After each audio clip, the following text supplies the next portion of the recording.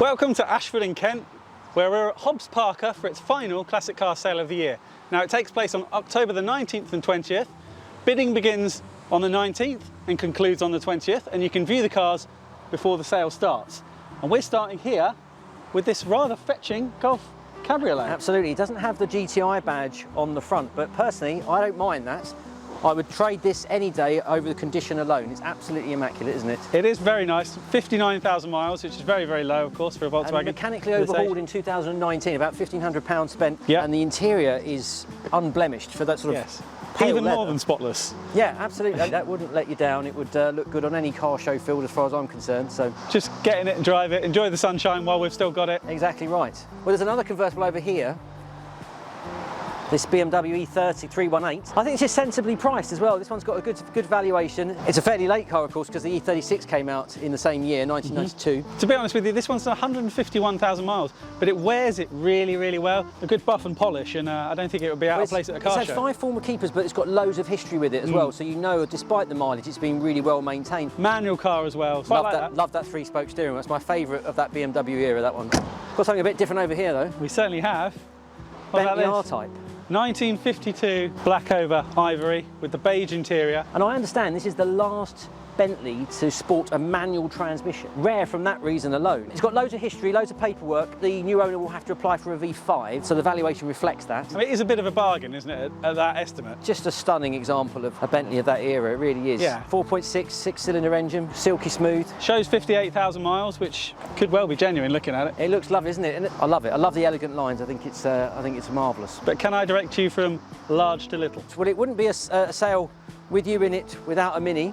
No, it wouldn't. But this particular one is a stunning example, right? It is. I think there's 7 Minis in the sale, but we've picked this one out because, well, it's a Cooper S. It's a 60s Cooper S, Mark II, which is quite rare. Lovely sandy beige with the snow blue white roof. Probably one of the most original ones I think I've seen. Still on its hydroelastic, still got its proper 4-vent seals. The interior is absolutely lovely. It's got the recliners. Low mileage as well, 60,000 miles. It's been in the same family since 1974. You might want to put a fresh set of tyres on it. Otherwise, I think a gentle recommission perhaps, and just use it and enjoy it. I would like that, please, as an ex-company car. Okay, fair enough. Well, you know, from that to something a bit different here, this R107 SL. Yeah, 1981 car. 500 SL as well. It's got the hard top, I see. Been in a family a long time again, this one. Lots of paperwork. These are lovely, aren't they? And for those who are perhaps a little bit intimidated by the R107, there is an R129 SL300 for sale in the same auction. 2 lovely Merc convertibles. Exactly, a big fan of the R107, just because you could pretty much turn up anywhere and look cool in that. But if you want to prove that the Hobbs Parker auction is full of contrasts, well, I think you can look cool in this. You're a big fan of micros, aren't you?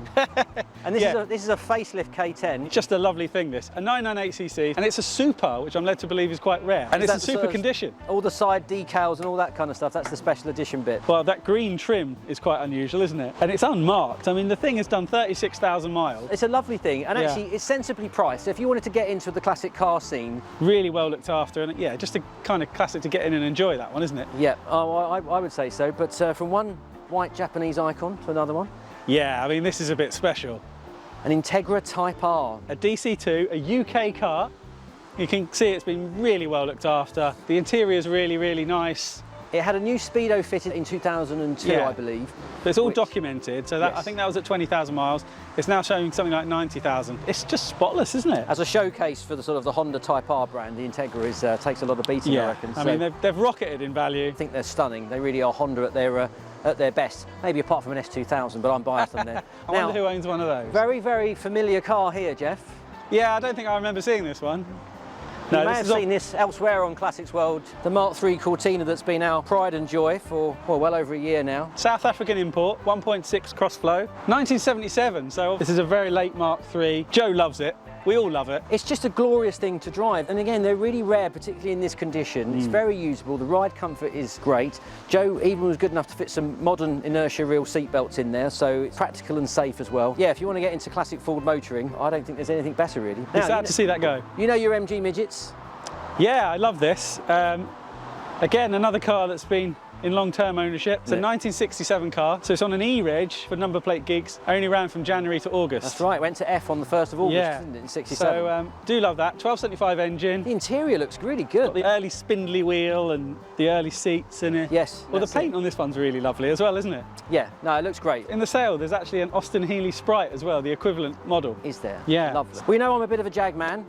Yeah. We've got this Series 1 here. It's in 2.8, guys. You should never overlook the 2.8. It's plenty brisk enough. Yeah. This is the manual with overdrive, isn't it? Interior's lovely. Bodywork could do with a little bit of TLC. I think it's obviously stood for a while, but at that very sensible estimate, it's got to be worth taking on, isn't it? I would think so. The values of these now are such that this would be worth spending the money getting this up to a really decent show standard, because you would be able to enjoy it all year round, keep it wax oiled and everything. Well, from Browns Lane back to Abingdon. Yeah, if there's not enough space in a Midget, how about an MGB GT? Yes. Another red one. Still a big fan of these. Yeah, there's several in the sale actually, three in the sale. But I quite like this car because it's got the recessed grille. It just gives it that little twist, and I like the rare look. I personally really like that. Yeah, and I love the Ross styles. A practical classic you can use every day. There's enough space in the back. What's not to like? And they're still relatively affordable. They still make a lot of sense as a first classic, even after 60 years. No, absolutely. Now, Jeff, well, we looked at that Bentley R-Type, so if that's a little bit too classic for your tastes, really must point us to this Bentley Arnage here.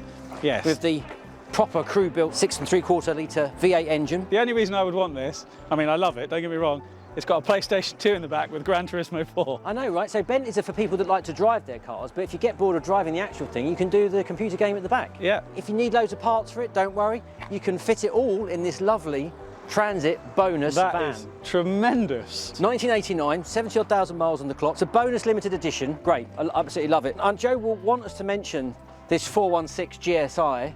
Yep. It's also at the sale. Needs a bit of tidying, but a fantastic top spec example. I do love these. I would have it in a heartbeat. Yeah. There's a Rolls-Royce Silver Spirit over there. Yeah. Quite an early example, so I would definitely sort of pay a bit of attention to that. There's that R129 SL that we saw earlier. Just loads and loads of fantastic sort of stuff here. Yep, this 190E. Yes, exactly. And there's an X308 XJ8 there, fairly early example. But there are a couple of 1990s curiosities that I also want to show you over in the other compound. So let's just wander over there.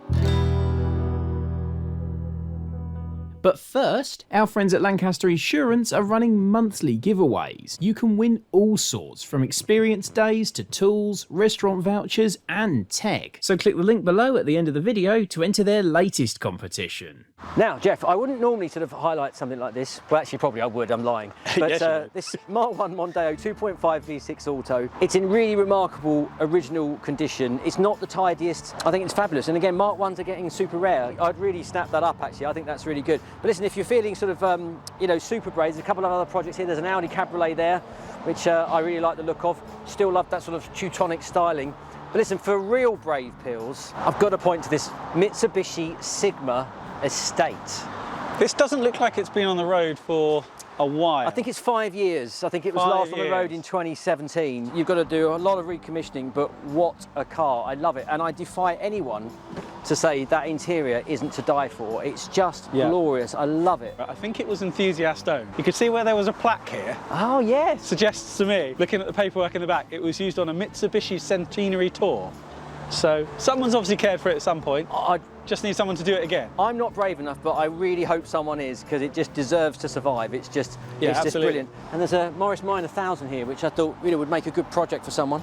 Yeah, I mean, it needs a lot of TLC. Very good, viable project, this. I mean, it's got glass fibre wings, and I think you might need the hot melty torch underneath in a few spots. But we know that the club support is second to none. We know there's plenty of parts available, plenty of expertise. I think it'd be a good rolling project. You know, you could still get this ready for next summer and enjoy it. I think it'd be great. I mean, it's a bit of a fixer-upper, but there's plenty of potential. Absolutely.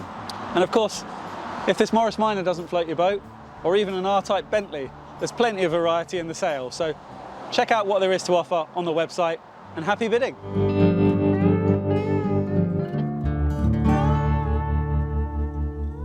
This video is proudly sponsored by Lancaster Insurance. Give them a call on 01480 400 889 for an insurance quote on your classic car. And don't forget to click the link below to enter their latest competition.